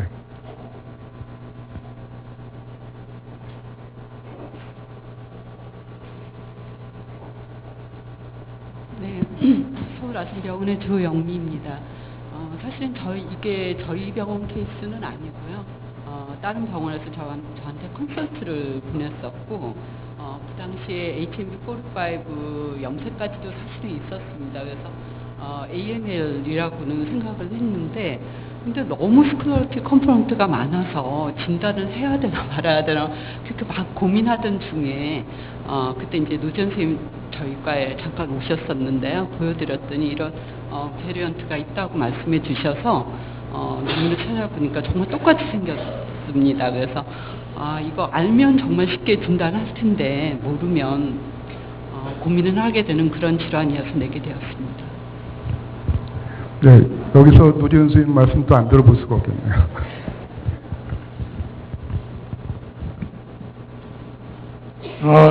일반적으로 키드니 튜머 어프로치 하는 건 참 쉽습니다. 제일 먼저 키드니 튜머 5 메이저 타입의 위나스 카시노마가 있거든요. 그러니까 이게 컨벤셔널도 아니고 페필러리도 아니고 크로모포브도 아니고 콜렉팅 닥터도 아니잖아요. 그러면 가능성이 있는 거라고는 unclassified 위나스 카시노마밖에 없어요. 그죠? 근데 아까 저기 연자가 XP112 트랜스로케이션도 집어넣었는데 그거는 아니에요. 이거는 그렇게 생기면은 문제가 있는 겁니다. XP112가. 그러면 이거는 이제 사이톨로지컬리 말리그넌트 하지 않고 되게 unclassified는 일반적으로 하이 그레이드 튜머니까 그건 아니거든요. 그러면은 이제 비나인 튜머 쪽으로 넘어가면은 비나인 튜머는 이제 흔히 보는 게 3 에피테리얼 튜머하고 그 다음에 하나 메센키멀 튜머가 대표적으로 생기는데 하나는 코티칼 아데노마, 그 다음 메타네프릭 아데노마, 그 다음 온코사이토마, 그 다음 메센키멀 튜머는 엔지오마이올라이포마 그거거든요. 그러고 나서 나머지는 다 굉장히 드문 튜머들이에요. 그러니까 이제 그 에피테리얼 튜머는 아니니까 가능성이 있는 거라고는 엔지오마이올라이포마밖에 없거든요. 근데 그게 이제 에피텔리오이드 피셔를 보이면서 여러 가지들이 지금 베리언트들이 클래시피케이션 되어 있습니다. 뭐 스크레로징 베리언트라든지 그 다음에 라이포플라스틱 베리언트라든지 여러 가지가 있으니까 일단은 한번 이런 튜머가 있으면은 한 번쯤은 엔지오마이올라이포마를 생각을 하세요. 리버도 마찬가지고 키드니도 마찬가지고. 그래서 이제 다른 거 하다가 정 안 되면은 HMB45는 해봐야 되죠. 그래서 컨펌을 하시기 바랍니다. 네, 감사드립니다. 네, 아마 더 질문 없으실 걸로 알고 이제 마지막 케이스로 들어가겠습니다. 5번째는 11개월 남자 정삭 울산의대 김은나 전공의 선생님께서 토의 부탁드립니다. 안녕하십니까. 저는 울산의대 서울아산병원 병리과 전공의 3년차 김은나입니다. 케이스는 11개월 남아로 생후 2개월경 음낭 부종이 발견되었고 좌측 정삭에 타원 모양의 불균 질환 과혈관성 소견이 관찰되었습니다. 종양 절제술을 시행하였고 3.6cm의 얇은 막에 의해 경계가 잘 지워지는 백색 종양이었습니다. 단면은 균질하고 비교적 단단하였습니다. 스캔 뷰입니다. 정상 조직이 거의 보이지 않고 대부분 튜머로 이루어져 있었습니다.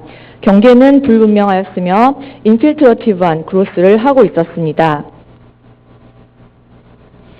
병변은 주로 스핀들셀로 이루어진 세포 밀도가 좀 더 높은 부분과 그 폴리헤드랄 셀이 부분적으로 관찰되는 부분이 밝게 있었습니다. 일부에서는 믹소이드 체인지를 하는 부분이 있었습니다.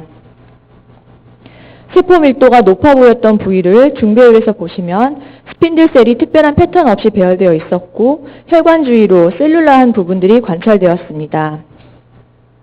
고배율에서는 블루, 스핀들 투 라운드 셀 사이에 사이토플라즘이 풍부하고 에오시노필 그래뉼이 있었으며 핵이 한쪽으로 치우쳐진 랍도마이오블라스트처럼 보이는 세포들이 있었습니다. 하지만 이 세포들에서 크로스 스트리에이션은 잘 보이지 않아 미분화된 랍도마이오블라스트일 것으로 생각되었습니다. 이 주변에 마이토시스도 많이 관찰이 되었습니다. 밝게 보였던 부분을 확대하여 보니 커다랗고 둥근 세포가 눈에 띄었습니다. 핵이 한쪽으로 치우쳐져 있었으며 파인한 크로마틴의 프로미넌트한 뉴클레올라이를 가지고 있어서 갱글리온 셀로 생각되었습니다. 그리고 이러한 갱글리온 셀들은 세포질 가장자리에 그래놀라한 니슬 서브스턴스가 있었고 일부에서는 세틀라이트 셀들이 관찰되었습니다. 이외에 갱글리온 셀보다 좀 더 작은 크기의 세포는 사이토플라즘이 플럼프하고 핵이 둥글고 크로마틴이 파인하면서 뉴클레올라이가 뚜렷하였습니다. 이것은 이머추어한 갱글리온 셀, 즉 갱글리오이드 셀을 연상시켰습니다. 그리고 이들은 멀티뉴클레이션, 바이뉴클레이션 되어 있었습니다. 즉 다양한 단계의 갱글리온 셀들이 같이 존재하고 멀티뉴클레이션 갱글리온 셀들이 있다는 것은 이 뉴로널 컴포넌트가 단순히 인트랩트 된 노멀 뉴로널 컴포넌트가 아닌 네오플라스틱한 컨디션이라는 소견이었습니다. 그리고 병변의 페리페리에 슈바니안 스트로마와 같은 성기고 미세하게 구불거리는 부분이 있었습니다. 히스톨로직 파인딩을 정리해보면 스핀들 투 라운드 셀로 이루어진 튜머이며 하이 마이토틱 카운트에 인필트러티브 그로스를 하는 것으로 보아 살코마라고 생각을 하였고, 이에 랍도마이오블라스트로 생각되는 세포들이 보여 살코마 중 랍도마이오살코마가 가장 의심이 되었습니다. 하지만 아주 명확한 크로스 스트레이션을 가지는 세포들을 보지 못하였기 때문에 H&E만으로는 랍도마이오살코마라고 확신할 수가 없었습니다. 그래서 이 부위가 스포마틱 코드라는 것에 중점을 두어 스포마틱 코드에 어떠한 말리그넌트 메센키말 튜머가 생기는지 알아보았습니다. 오른쪽의 숫자는 2009년도까지 보고된 증례의 수입니다. 스포마틱 코드의 말리그넌트 메센키말 네오플라즘 중에 라이오마이오살코마 23례, 랍도마이오살코마 20례가 보고되어 가장 많았으며, 이 중 라이오마이오살코마는 나이가 많은 사람에게만 나타났고 인펀트에게는 랍도마이오살코마가 가장 많았습니다. 랍도마이오살코마의 베리언트 중에 스핀들, 알베올라, 플레모르픽 베리언트는 익스트림리 레어하다고 하였고 엠브리오날 랍도마이오살코마가 대부분이라고 하였습니다. 그래서 엠브리오날 랍도마이오살코마에 대하여 더 알아보았습니다.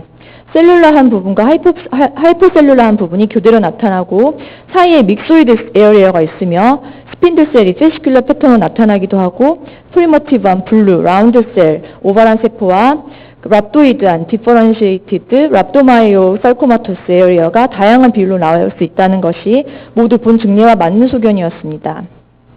그래서 살코마는 엠브리오날 타입의 랍도마이오살코마라고 생각을 하였습니다. 그래서 엠브리오날 랍도마이오살코마에서 발생하는 임상 영상을 더 알아보았고, 어린 나이에 가장 흔하게 발생하는 살코마라는 점, 파라테스티큘러 에어리어에 잘 발생하고 어큐트 심톰 없이 하이드로시를 형성하여 발견되는 경우가 많으며 단면은 회백색이고 주로 4에서 6cm으로 발견된다는 점 모두 증례에 합당하였습니다. 그래서 이 증례에서는 니스 서브턴스와 세틀라이트 셀들이 같이 있는 갱글리온 셀, 멀티뉴클레이티드, 바이뉴클레이티드, 갱글리오이드 셀 등 다양한 단계의 뉴로널 컴포넌트와 슈바니안 스트로마가 있는 네오플라스틱 뉴로널 컴포넌트가 동반되었으므로 본 증례는 말리그넌트 메센키말 튜머가 뉴로널 컴포넌트와 함께 있는 액토메센키모마라고 생각을 하였습니다. 이 엔티티는 2013년도 WHO에 새로 기재된 것으로 액토메센키모마의 정의는 랍도마이오살코마가 뉴로널 컴포넌트와 같이 있는 것으로 말하는 것으로 예전에 갱글리오 랍도마이오살코마라고도 불렸으며 파라테스티큘러 소프트 티슈에 잘 생기고 주로 5세 미만에서 3에서 18cm로 발견된다고 하였습니다. 그래서 저희 기관은 말리그넌트 액토메센키모마로 진단하였습니다. 다만 주어진 슬라이드에서 뚜렷한 크로스 스트레이션이 보이지 않았으므로 랍도마이오살코마 컴포넌트를 확인하기 위해서 마이오제닌, 데스닌 등의 추가 면역 등이 필요합니다. 이상입니다. 네, 감사합니다. 네, 플로 진단 보겠습니다. 굉장히 생소한 진단을 잘 주셨고요. 저희 플로에서도 지금 보면 많은 기관에서 같은 진단을 주셨습니다. 아마 굉장히 저도 지금 깜짝 놀랐는데 제출 기관은 연세대학교죠. 예, 부탁드립니다. 네, 저 KSP 1808번 제출자 발표 시작하겠습니다. 세브란스 병원 전공의 3년차 박철근입니다. 네, 페이션트 히스토리입니다. 11개월 남자로서 IOP 40주에 NSVD로 출생하였습니다. 생후 2개월경부터 스크로탈리아에 스웰링 발생하였으며 추적 관찰에서 점점 크기 증가하는 양상이었습니다. 네오날 시행한 초음파상에서는 오보이드한 헤테로제너슬리 하이포에코익 그리고 하이퍼베스큘러한 메스라이크 리전이 관찰되었으며 스퍼마틱 코드에 근접해 있는 양상이었습니다.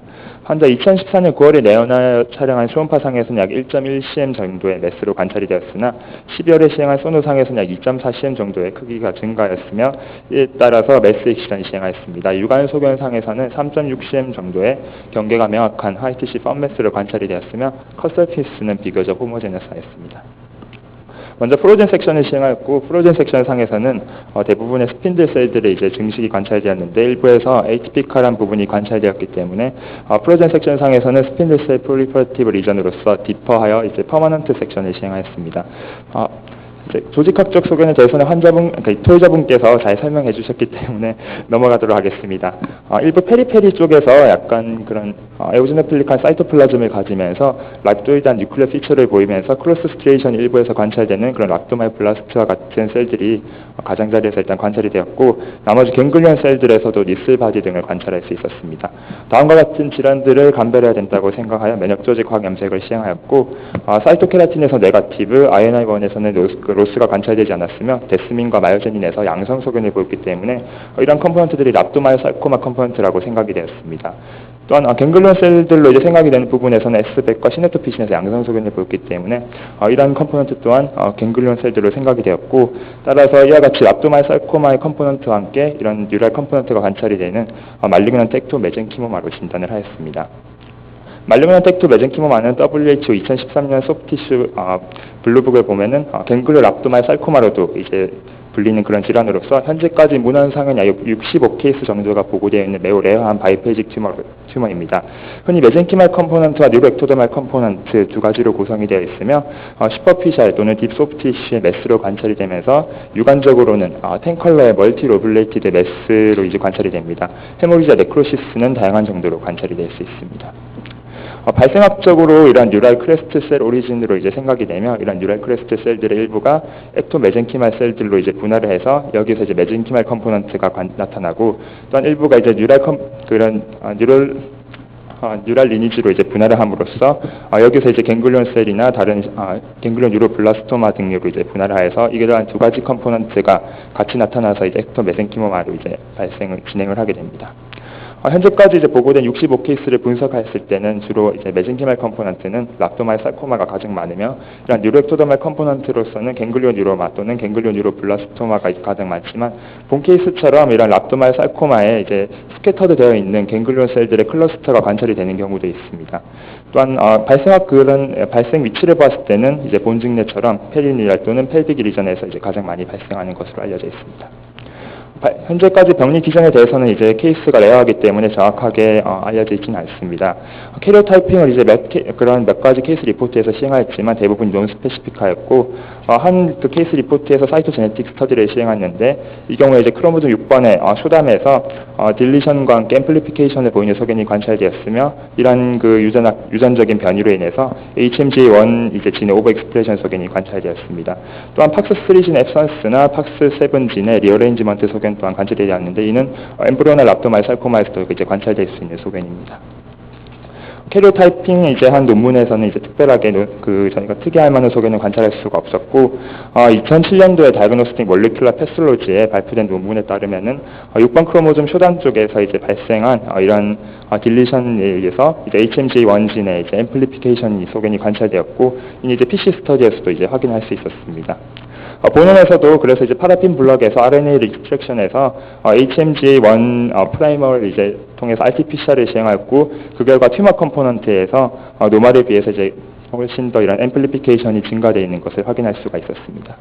감별해야 될 질환으로서는 이제 여러 가지가 있는데 그 중에서 특히 랍도마이오살코마의 감별이 가장 중요할 것으로 생각이 되었고 특히나 이런 스캐터드 되어 있는 갱글리온 셀들이 놓칠 수가 있기 때문에 일부 논문에서는 이제 시냅토피신이나 다른 갱글리온 셀들을 디텍션할 수 있는 마커를 시행을 해서 추가적으로 이러한 뉴랄 컴포넌트에 대해서 확인을 하는 것이 필요하다고 얘기를 하고 있습니다.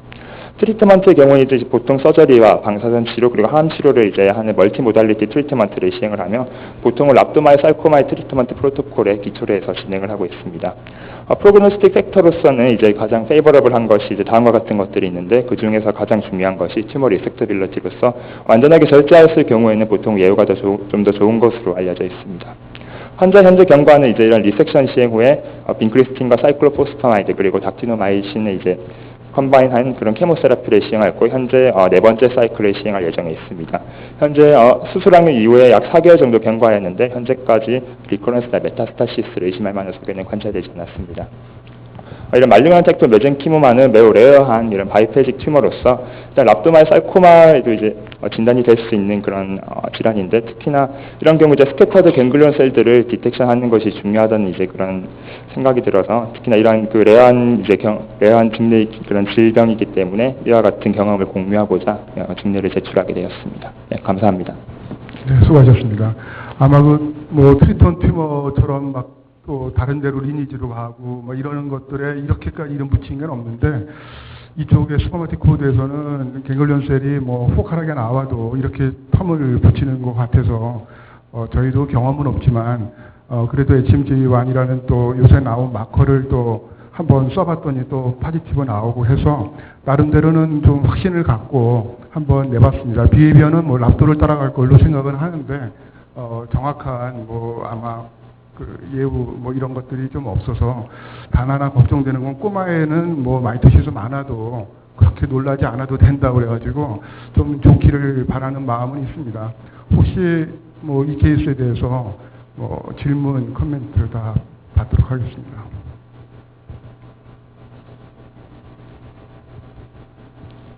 네, 노준 선생님.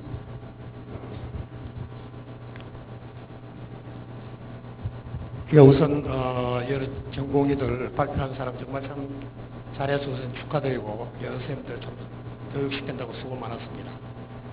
근데 내가 이제 엔티티를 몇 가지 좀 정리를 하려고 그러는데 메센키모마 그럼 여러분 뭔가 데피니션 아세요? 뭘 메센키모마라고 그래요? 어떤 때 메센키모마라고 그러죠? 근데 이 여러분 용어를 들으면은 한번 좀 디파인을 하세요.